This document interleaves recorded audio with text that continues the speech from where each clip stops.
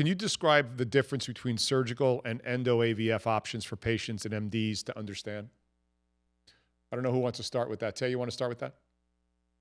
Yeah, so historically, and it's a great question because we've got world experts on this panel today that really I look to as really the leaders in this.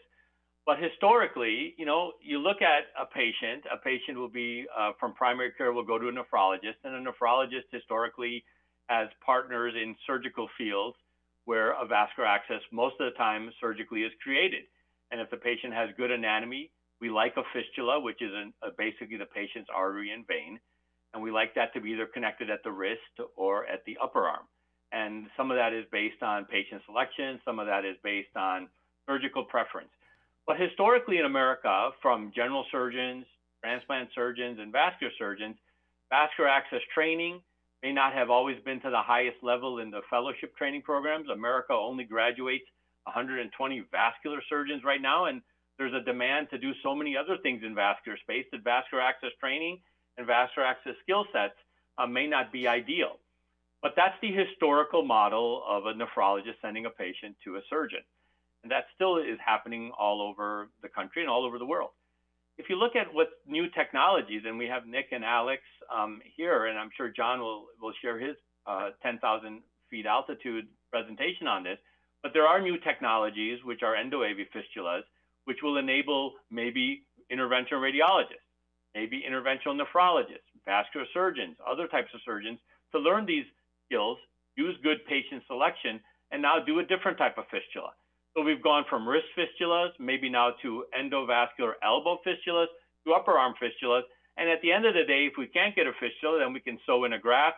And if none of those work, we can look at transplant, we can look at peritoneal dialysis, or we can look at just having a catheter in the neck. And the new guidelines are all about really what's doing the right access for the right patient at the right time.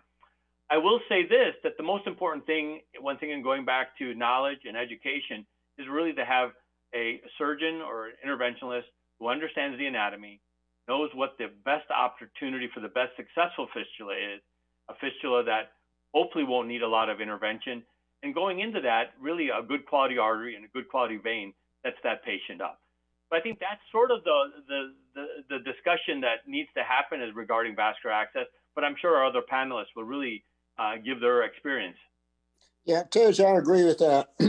But again, I go back to there's no unified algorithm on which access to do. I think this is the big thing. When we do an access, we plan 3 accesses ahead. You don't just do the one in time t equals 0. What are we going to do in a year? What are we going to do in 2 years? And then that gives you an access program that's going to last for the life expectancy of the patient. So consequently, when we look at percutaneous fistulas, and Alex needs to comment on this because he's the best, but when I look at percutaneous fistula, where it fits in the algorithm, it does not prevent me from doing all the other surgical fistulas that I may need to do 2 years, 3 years down the road. And I think that's very, very important that even the percutaneous fistula, assuming that we can get to that maybe in stage 4, and it will give us veins, 3 different big veins up the arm that will allow us, if need be, to convert them to surgical fistulas later on. Now we're developing an algorithm. We're developing a fistula algorithm, and it's much better than what we tried to do in the States here with the fistula first.